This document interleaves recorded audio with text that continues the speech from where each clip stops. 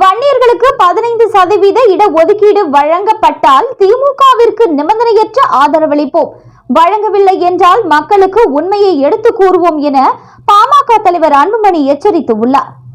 வன்னியர் சமூகத்திற்கு கல்வி மற்றும் வேலை வாய்ப்புகளில் 15% இடஒதுக்கீடு வழங்கப்பட வேண்டும் என்ற கோரிக்கையை மீண்டும் வலியுறுத்தி டிசம்பர் 17ஆம் தேதி மாநிலம் முழுவதும் சிறை நிரப்பும் போராட்டம் நடத்தப்படும் என பாமக தலைவர் டாக்டர் அன்புமணி ராமதாஸ் அறிவித்துள்ளார்.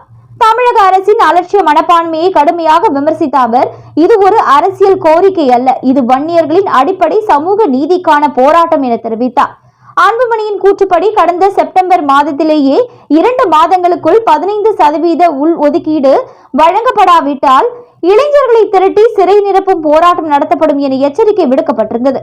ஆனால் தமிழக அரசு இதுவரை எந்த தீர்வையும் முன்வைக்காததால் இப்பொழுது அந்த எச்சரிக்கை செயலில் மாறி உள்ளது. வீடு வீடாக சென்று பிரச்சாரம் செய்ய வேண்டிய நிலைமைக்கு நம்மை தள்ளி இருக்கிறது என அவர் குற்றம் சாட்டியுள்ளார். போராட்டத்தில் பங்கேற்க குறைந்தது 5 லட்சம் பாமகவினர் திரள வேண்டும் என அவர் அழைப்பு விடுத்துள்ளார். இளைஞர்கள் நினைத்தால் புரட்சி வெடிக்கும் என தற்போதைய நேபாள புரட்சியை எடுத்துக்காட்டிய அவர் அமைதியான முறையில் போராட்டம் நடத்த வேண்டும் என்றும் வலியுறுத்தினார். வன்னியர் சமூகத்திற்கான இடஒதுக்கீட்டுக்கான போராட்டம் பாமக நிறுவனர் டாக்டர் எஸ். ராமதாஸ் தலைமையில் 1980ஆம் ஆண்டு தொடங்கியது. 1987ஆம் ஆண்டில் தொடர் சாலை மறியல் போராட்டம் நடைபெற்றது. அதில் மக்கள் பெருந்திரளாக பங்கேற்றனர். ஆனால் அன்றைய அரசு காவல்துறையை ஏவி நடத்திய துப்பாக்கிச் சூட்டில் 21 பேர் உயிரிழந்தது சமூக நீதி வரலாற்றில் 2 நாளாகவே பதிவு செய்யப்பட்டது. அந்த போராட்டங்களின் தொடர்ச்சியாக 1989 தேர்தலை புறக்கணித்த பாமகவின் முடிவே திமுக மீண்டும் ஆட்சிக்கு வர காரணமானது என்றும் அன்புமணி சுட்டிக்காட்டினார். அந்த சமயத்தில் அப்போதைய முதலமைச்சர் கருணாநிதி வன்னியர்களுக்கு 20% இடஒதுக்கீடு வழங்க ஒப்புதல் அளித்திருந்தார்.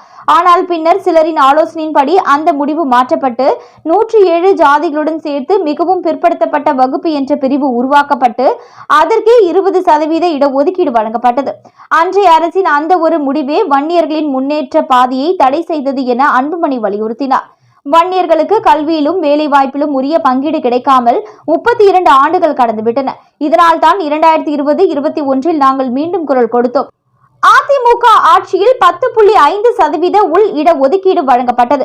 ஆனால் சில சமூக நீதி எதிரிகள் வழக்கு தொடுத்ததால் அந்த முடிவு ரத்து செய்யப்பட்டது. இருப்பினும் உச்சநீதிமன்றம் 2022 மார்ச் 31ஆம் தேதி வழங்கிய தீர்ப்பில் வன்னியர்களுக்கு உள் இடஒதுக்கீடு வழங்குவதற்கு தேவையான தரவுகளை திரட்டி வழங்குமாறு தமிழக அரசு ஆணையிட்டது. அந்த தீர்ப்புக்கு பிறகு தமிழக அரசு எந்த நடவடிக்கையும் எடுக்காதது சமூக நீதிக்கே விரோதமானதாகும் என அவர் கடுமையாக விமர்சித்தார். 1 மாதத்திற்குள் கூட அரசு தரவுகளை சேகரித்து அந்த இடஒதுக்கீட்டை வழங்கி இருக்கலாம். ஆனால் அரசின் மனப்போக்குதான் இதற்கு தடையாக உள்ளது என்றார் அன்புமணி. இது போன்ற அரசியல் நிகழ்வுகளை உடனுக்குடன் நீங்க தெரிஞ்சுக்கணும். நியூஸ் இன்ஃபோ தமிழ் சேனலை சப்ஸ்கிரைப் பண்ணிக்கோங்க. உடனுக்குடன் அப்டேட்ஸ்க்கு பக்கத்தில் இருக்கக்கூடிய பெல் பட்டனையும் கிளிக் பண்ணிக்கோங்க.